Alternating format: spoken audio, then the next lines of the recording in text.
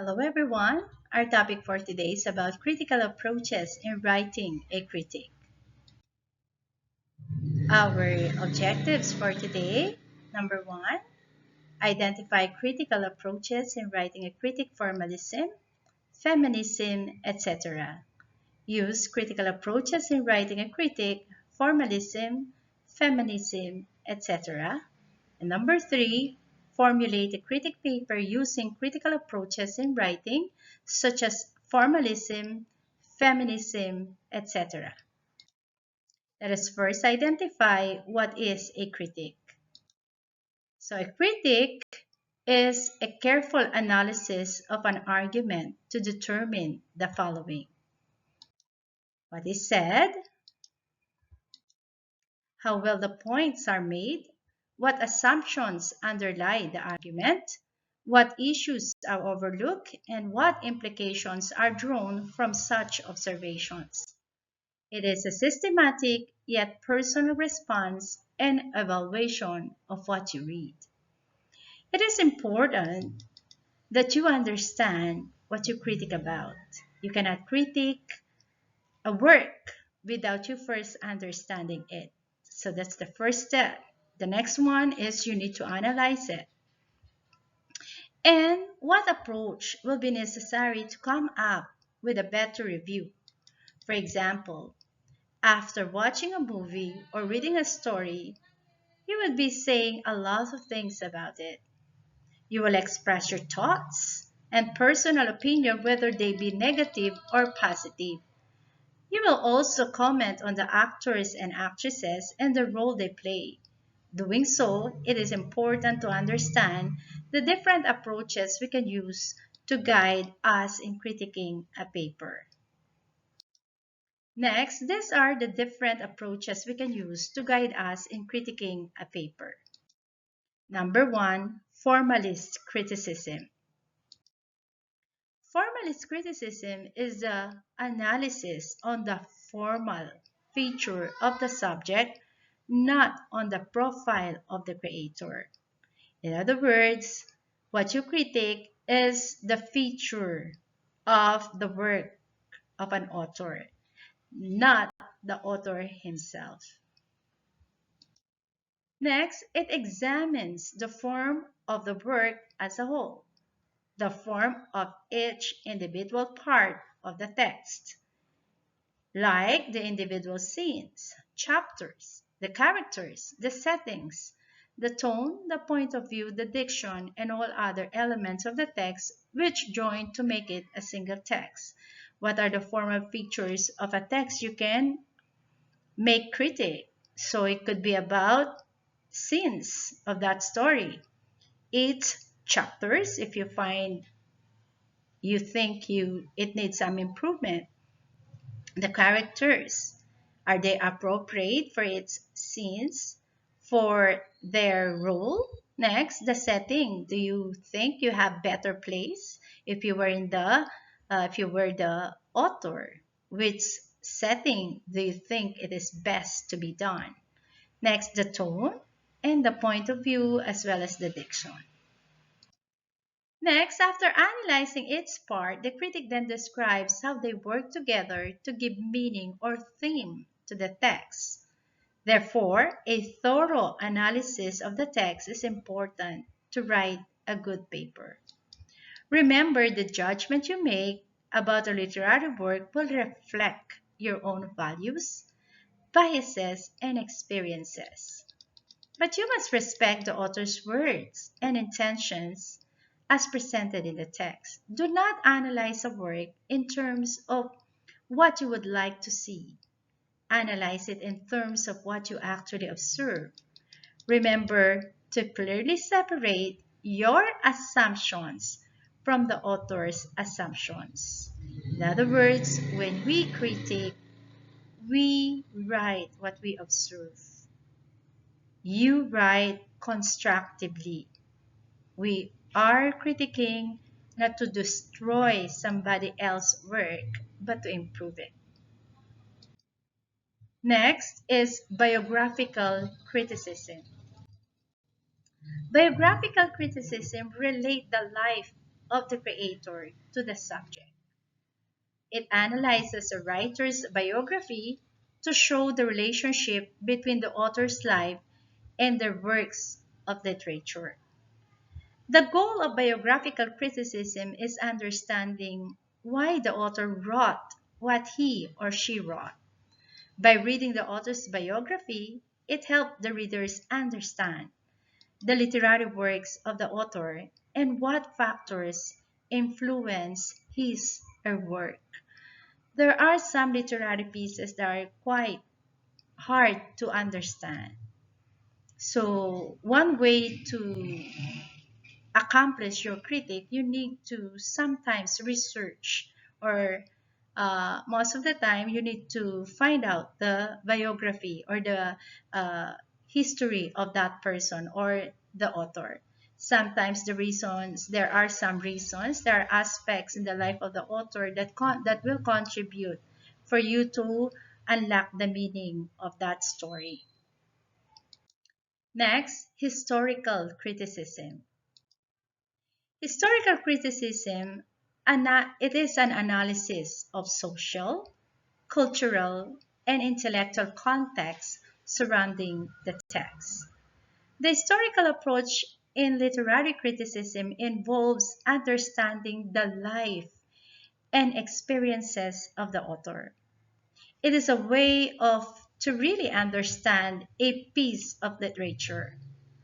Cultural artifacts can tell us about the interaction of discourses, the web of social meanings operating in the time and place in which the text was written. So, culture plays a vital role in shaping the interpretations of various works. Intellectual history is about history of ideas. It is the study of human intellectuals, or rather human thought, and of intellectual people who conceptualize, discuss, write, and concern themselves with ideas, who engage themselves with critical thinking that is applicable in improving society. So there are a lot of literary pieces that has been written about the history of certain places. So it involves the analysis of the society during those time, the culture, their practices, and it is also important to truly understand the concept that the author tries to convey to the reader. Next is gender criticism. Gender criticism examines how sexual identity influences the creation and reception of the subject. It examines how sexual identity influences the creation, interpretation, and evaluation of literary works. This is according to Kennedy, 2017. Because literature is timeless, gender criticism greatly influences the way society views gender differences. Therefore, it examines how an author may have influenced gender perception through a work of literature. Next, psychological criticism. Psychological criticism investigates the creative process of the artist and the nature of literary genius. Psychological criticism is a critical approach to literature that employs psychological theories to examine aspects of literary work as a way to understand both the author's mind and the characters, themes, and other elements of the text. Thus, the mind is at the center of our target. This approach draws on theories and ideas from psychology, such as psychoanalysis and behavior psychology. To analyze literary works, it often focuses on the motivations, desires, and conflicts of the characters, and how they are reflected in the structure and themes of the work. One of the key principles of psychology criticism is the idea that literature can be used to explore and understand the human psyche, including unconscious and repressed desires and fears. Example, how the characters in a work of literature are shaped by their early childhood experiences or their relationship with their parents. There are some literary pieces that concentrate on the mental factors of humans because nowadays a lot of people experiencing some mental health problem, and so psychological criticism is quite important to make a good critic when analyzing the characters of a certain story.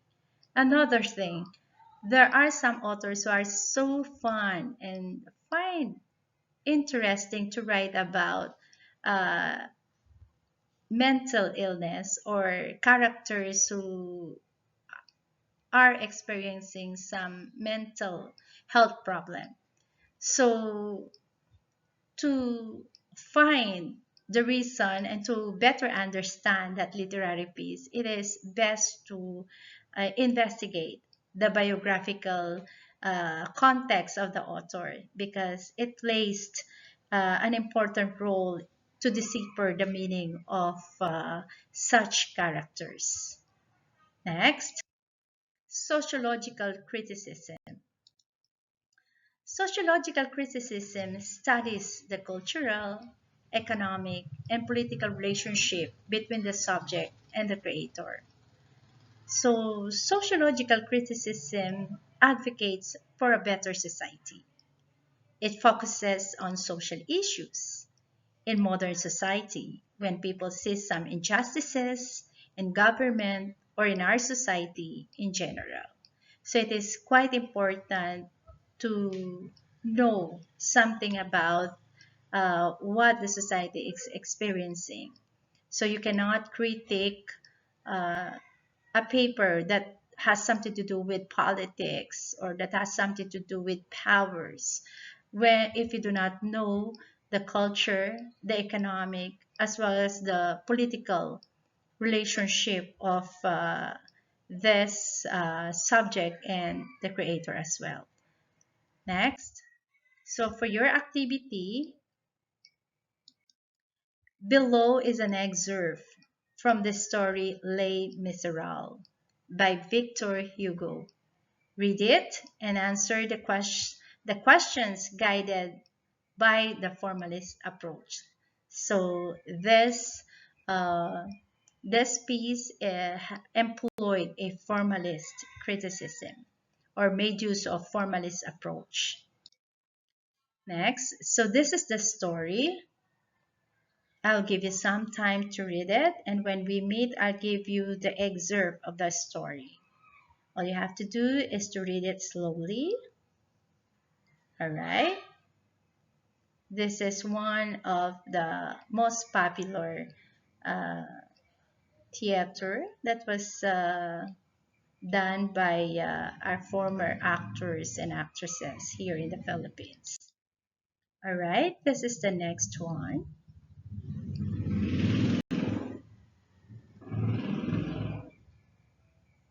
All right, and this is the next.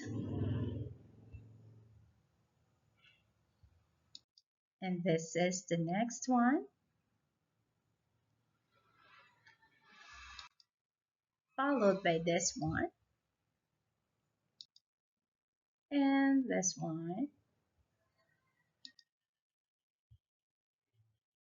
All right, this is second to the last copy. And these are the guide questions you needed to answer. All right. Next, activity number 2, use a concept map. So this is the concept map. To identify the main characters of the story, include the characteristic of each. So take a look at the square boxes. So the square boxes, you needed to write the characters in the story of Les Miserables. And the balloons pointing to that of the square boxes, you needed to write what kind of characteristics each characters has. All right, and of course, in the middle, there is an oblong. All right, you need to write here in the title of that excerpt, Les Miserables. Next, for your assignment,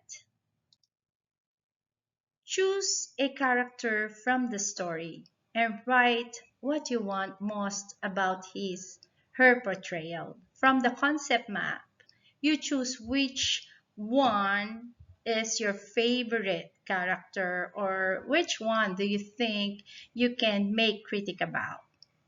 Next, after choosing that, you need to write a 100-word essay telling why you believe that he has the best character in the story. That will be your assignment, class. I will be checking that when we meet again. All right, class, I just hope you have learned something new again today. And if you need some more clarifications, I am open to some questionings when we meet face to face again. So good day, class. Thank you for listening. Bye, class. See you. See you when face to face opens again. Bye.